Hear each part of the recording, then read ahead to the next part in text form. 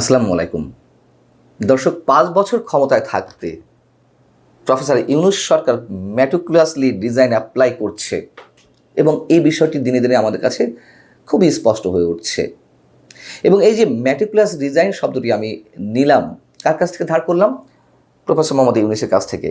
তখন তিনি যুক্তরাষ্ট্রের ক্লিন্টন ফাউন্ডেশনের একটি অনুষ্ঠানে শেখ হাসিনা পতনের জন্য ছাত্ররা ম্যাটিকুলাসলি যে ডিজাইনগুলো অ্যাপ্লাই করেছিল সে সম্পর্কে তিনি বলেছিলেন এবং তারপর থেকেই এই শব্দটি মানুষের মুখে মুখে উচ্চারিত হচ্ছে, বেশ জনপ্রিয়তা পেয়েছে।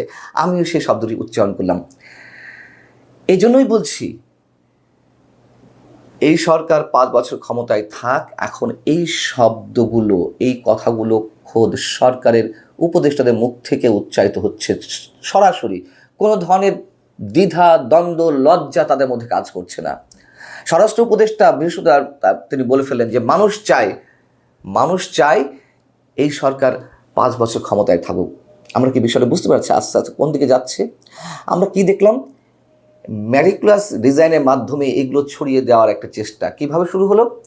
জাতীয় নাগরিক পার্টির অন্যতম সংগঠক সার্জিস আলম প্রথমে তিনি তার ফেসবুক স্ট্যাটাসে লিখলেন যে তার আজীবনের স্বপ্ন ডক্টর মোহাম্মদ ইউনূসকে তিনি 5 বছর নির্বাচিত সরকারের প্রধানমন্ত্রী হিসেবে দেখতে চান। এবং এই কথাগুলো এর আগে বা পরে বিদেশে বসে যারা দেশকে অস্থিতিশীল করতে কথিত ইনফ্লুয়েন্সারের ভূমিকা পালন করছেন তাদের কেউ কেউ বললেন।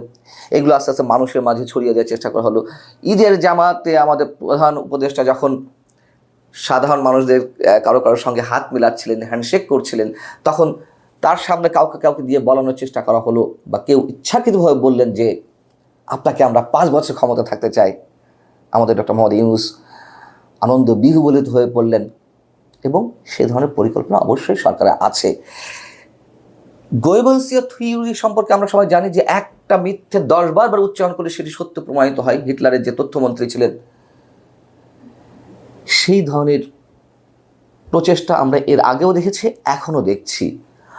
অনেক মিথ্যাকে সত্য বলে হাজির করা হচ্ছে, অনেক ছোটোখাটো সত্য অনেক বড় করে উপস্থাপনের চেষ্টা করা হচ্ছে। যেমন এই যে 2-3 দিন আগে যে বিষয়টি ঘটলো, যুক্তরাষ্ট্র বাংলাদেশি পণ্যের উপর যেগুলো যুক্তরাষ্ট্রে যায়, রপ্তানি হয়, সেসব পণ্যের উপরে 37% শুল্ক আরোপ করলো।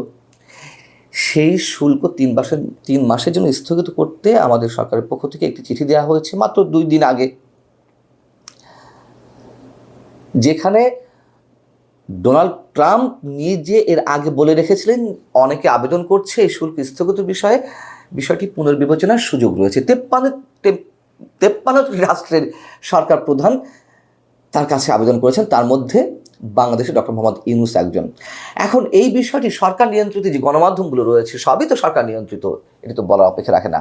তার মধ্যে একটি গণমাধ্যম যুগান্তরে এই বিষয়টি যেভাবে কালার করে প্রচার করা হলো যে ডক্টর মোহাম্মদ ইউনূসের আবেদন রাখলেন ডোনাল্ড ট্রাম্প, কি জঘন্য একটি বয়ান, সেটি আবার প্রচার করলেন প্রধান উপদেষ্টার প্রেস সচিব মিস্টার শফিকুল আলম সরকারের ফেসবুক পেজে। অর্থাৎ প্রধান উপদেষ্টার যে ফেসবুক রয়েছে, চিফ অ্যাডভাইজার জিওবি নামে, সেখানে তিনি শেয়ার করলেন, বোঝানোর চেষ্টা করলেন যে ডক্টর মোহাম্মদ ইউনূস আবেদন করার সঙ্গে সঙ্গে সাড়া দিয়েছেন, তার প্রতি শ্রদ্ধা জানিয়ে, ভালোবাসা, কৃতজ্ঞতায় ডোনাল্ড ট্রাম্প। কি ভয়ঙ্কর কথা, সেইগুলোও প্রচার করা হয়। তো আমাদের স্বরাষ্ট্র উপদেষ্টা কি বলেছেন? বৃহস্পতিবার সুনামগঞ্জে একটি অনুষ্ঠানে শেষে তিনি সাংবাদিকদের মুখোমুখি হয়ে বললেন যে দেশের আইন শৃঙ্খলা পরিস্থিতি ভালো হয়েছে এবং আরও ভালো হবে।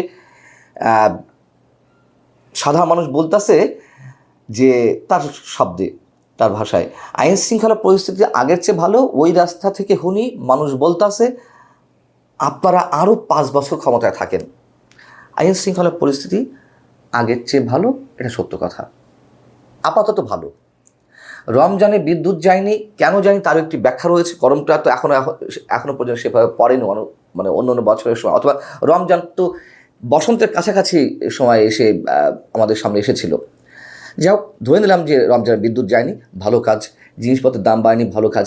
এই 1-2টি ভালো কাজের জন্য যদি 5 বছর ক্ষমতায় থাকার স্বপ্ন দেখেন, খোয়াব দেখেন, তাহলে যে পরিমাণ খারাপ কাজ হয়েছে তার শাস্তি কি হবে? কতজনকে জেলে পোড়া হবে সরকারের উচ্চ পর্যায়ে যারা রয়েছেন? কালোবাজারি, আইন শৃঙ্খলা পরিস্থিতি চরম অবনতি, 5 আগস্টের পরে যে হত্যাকাণ্ডগুলো ঘটেছে, দেশের বিভিন্ন স্থানে একযোগে যে ধর্ষণের মহামারী, বাসে পর্যন্ত ধর্ষণের যে একটা কাহিনী আমরা একের পর এক দেখতে লাগলাম, এবং আরও অনেক বিষয়। তাহলে সেগুলোর জন্য কি হবে? আর যদি একটা দুটো ভালো কাজের জন্য 5 বছর ক্ষমতায় থাকার খোয়াব দেখেন, তাহলে তো আওয়ামী লীগ 100 বছর ক্ষমতায় থাকার দাবি করতে পারে। স্পষ্টভাবে বলছি, আওয়ামী লীগ অনেক খারাপ কাজ করেছে, অনেক খারাপ কাজ, নিঃসন্দেহে বাক স্বাধীনতা হরণ করেছে, গণতান্ত্রিক অধিকার হরণ করেছে, গণমাধ্যমের ত্রুটি চেপে ধরেছে, গুম খুনের অসংখ্য অভিযোগ রয়েছে তাদের বিরুদ্ধে, কিন্তু ভালো কাজ করেনি। অবশ্যই অসংখ্য ভালো কাজ করেছে।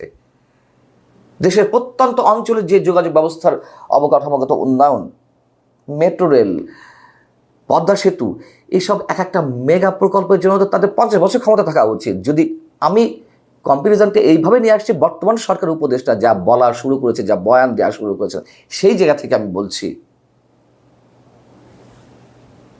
দুর্নীতি আওয়ামী লীগের সময় হয়েছে, এখন হচ্ছে না। ঘুষ বা কি বলে এটাকে, উপরি ছাড়া কোনো ধরনের কাজ হচ্ছে এখনো পর্যন্ত প্রশাসনের কোথাও? এসব ফালতু বয়ান বন্ধ করতে হবে। মেগা প্রজেক্ট এই সরকারের সময় নেওয়া হয়নি বিধায় মেগা দুর্নীতি আমাদের চোখের সামনে আসছে না।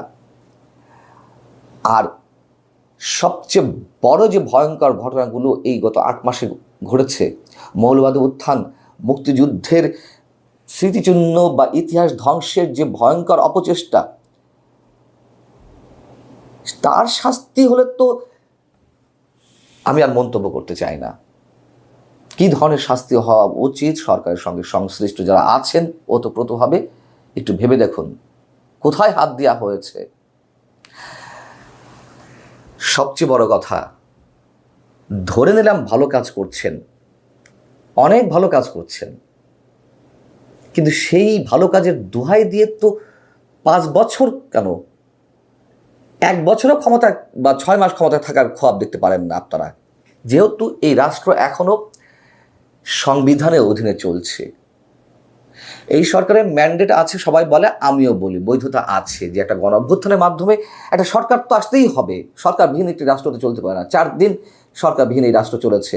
তো সেই জায়গা থেকে ডক্টর মোহাম্মদ ইউনূসের শপথ বা এই যে উপদেষ্টা পরিষদ, তাদের বৈধতা আছে, কিন্তু এই বৈধতা নেই যে দিনের পর দিন, মাসের পর মাস, বছরের পর বছর, 5 বছর 10 বছর আপনার ক্ষমতায় থাকবেন। নিশ্চয় না। যদি এতটাই ভালো লাগে, এতটাই খায়েশ থাকে, নির্বাচনটা দিন। আপনারা একটা দল গঠন করুন, নিবন্ধন নিয়ে নিন, দাঁড়ান, সমস্যা কি? নির্বাচনে প্রতিদ্বন্দ্বিতা করুন, দেশের প্রত্যেকটি আসন থেকে আপনারা ক্যান্ডিডেট দিন। আপনাদের ছাত্ররা তো রেডি আছে, মিলে যান তাদের জাতীয় নাগরিক পার্টির সঙ্গে, সমস্যা কি?